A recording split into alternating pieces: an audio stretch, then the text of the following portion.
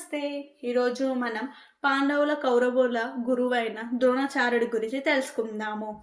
హస్తినాపురంలో భీష్ముడు ఒక అద్భుతమైన బాణసంచలను ప్రదర్శించిన బ్రాహ్మణుని చూశాడు.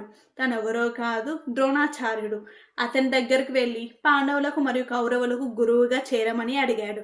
దానికి ద్రోణాచార్యుడు ఒప్పుకున్నాడు. ఇలా అయినా తన పగను తీర్చుకునే అవకాశం దొరికింది అని భావించాడు.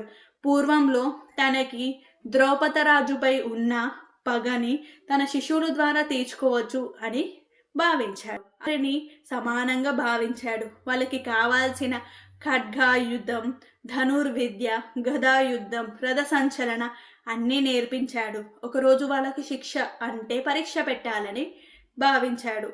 అందరిని పిలిచి చెట్టు కొమ్మపై ఉన్న పక్షి కన్నుని బాణంతో కొట్టమని అడిగాడు. అప్పుడు అందరు కౌరవులు మరియు పాండవులు మాకు కేవలం చెట్టు, ఆకులు, పక్షి మాత్రమే కనిపిస్తున్నాయి అని చెప్తే వెంటనే మీరు అందరూ విల్లుని పక్కన పెట్టండి అని అన్నాడు. అప్పుడే అర్జునుని పిలిచి అర్జున నీకేం కనిపిస్తుంది అనగా గురుదేవ నాకు కేవలం పక్షి కన్ను మాత్రమే కనిపిస్తుంది అని చెప్పి బాణం వేశాడు. ఇలా ఏకాగ్రతతో అర్జును ద్రోణాచార్యుడికి ఒక ప్రియమైన శిశువుగా మారాడు. మనం ఏకలవ్యుడి కథ కూడా తెలుసుకుందాము నెక్స్ట్ వీడియోలో. నమస్తే.